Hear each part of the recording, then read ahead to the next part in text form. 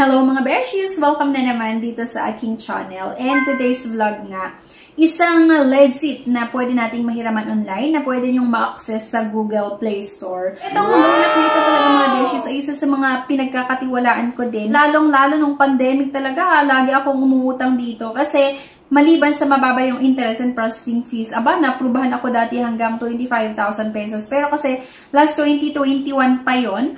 At ngayon nga, subukan ko ulit gamit ako ng ibang mobile number kasi nawala na yung mobile number ko dati. Kasi pwede tayong makahiram hanggang 25,000 pesos at nag-offer hanggang 2 buwan na loan terms. Mahaba yung offer niya, kaya pwede or napakaganda itong loan app na ito na i-consider natin na pwedeng mautangan kapag kailangan talaga natin ng extra cash nga.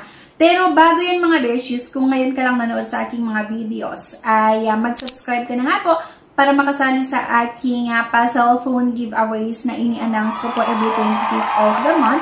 At para nga din po magkaroon kayo ng idea kung ano yung mga legit at hindi legit na pwede nating mautangan online.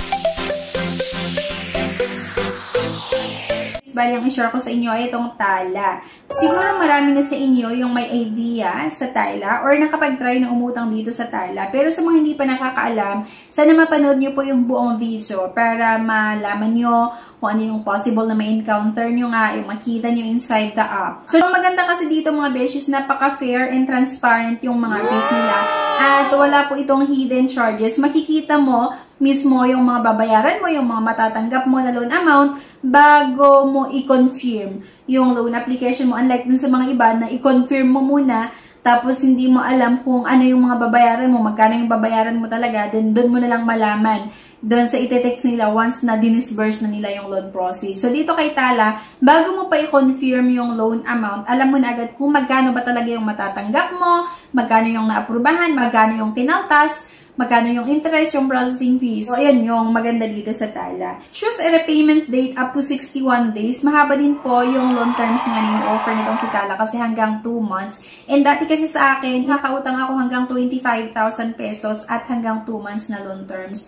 So, yun yung maganda dito sa Tala. Kasi, kung i-compare natin dun sa ibang mga loan app, diba, na 7 days lang, kahit ilang beses ka na umutang, 7 days lang talaga yung ino-offer na loan terms. Pero dito kay Tala, habang umuutang tayo at nagiging maganda yung credit standing nyo nga or meron tayong good credit standing na na-build, dito kay Tala, nag-offer nga po ito hanggang 25,000 na loan amount at hanggang 61 days na loan terms. Our goal is to continue supporting you as your financial needs grow. So, trusted by over 8 million customers worldwide, we value your data privacy and provide your friendly customer service. And based on my experience before nga sa Tala, wala akong natanggap na any text messages na tinatakot or yung papahiyain ka sa social media. Walang ganun itong si Tala.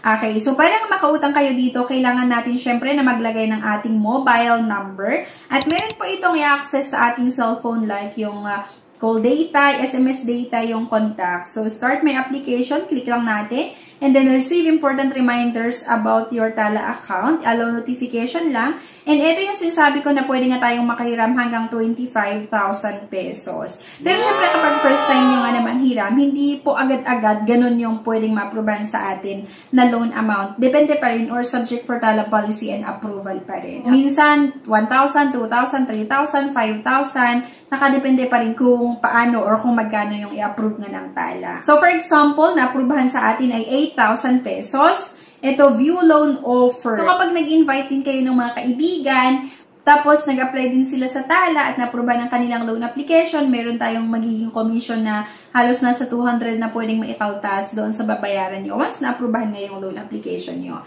Diba? So, ayun nga po, congratulations, you're approved for up to 12,000 pesos. Pero, try natin itong 8,000, pwede nyo lang i-slide left and right para mamili ka kung magkano yung amount na gusto mo ang utangin. So, once na-click mo yung 8,000 pesos or na-click mo yung continue, hindi ko nga po kinontinue sa akin kasi hindi naman po ako mangungutang talaga sa Tala para lang maipakita sa inyo. And based on my experience din talaga before, napaka-legit talaga itong si Tala. Isa sa mga loan app na ma-access natin sa Google Play Store na nag-o-offer ng pinakamababang interest, pinakamababang processing fees, at may mahabang loan terms. And sa akin kasi before, nung first loan ko sa Tala, ang in-offer sa akin na first payment terms ay 18 days. Pero nung next loan ko na, nag-offer agad ng 28 days, ng 31 days hanggang 61 days nga po. And yun nga po, sabi ko sa inyo talaga nung pandemic, isa itong si Tyler sa mga inuutangan namin, sa mga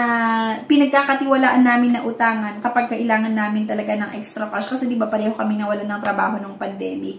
Kaya nga po, pwede nyo i-consider itong si Tala. Pero syempre, hindi lahat ng umuutang ay naaprubahan. Nakadepende nga po talaga kay Tala. Syempre, kung i-approve nila ang ating loan application or hindi. And yung amount din po na maaprubahan, ay nakadepende pa rin po sa Tala, di ba?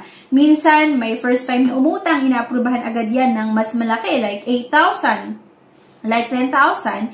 Pero may mga umuutang din na first time na mga hiram, inaaprubahan lang ng 1,000, ng 2,000, or 1,500, or 3,000. So, ganun. Pero, as long kasi na umuutang kayo at nagbabayad naman po tayo on or before yung due date, tumataas po yung ating credit limit at pwede nga po tayong makahiram hanggang 25,000 pesos. At konting advice lang ha, kapag umutang kayo dito kay Tala, make sure nyo guys na magbayad kayo on or before yung due date talaga. Okay? Kasi nga po, maganda itong pautangan na ito. Mahaba yung loan terms, and then mababa yung interest and processing fees. Kaya alagaan nyo na, di ba?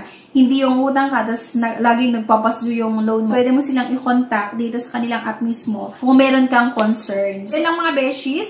Sana may nakuha kayo na idea kung saan tayo pwedeng umutang kapag kailangan natin ng extra cash para sa mga pang-emergency nga na pangangailangan. Thank you guys, and see you on my next vlog. Bye-bye!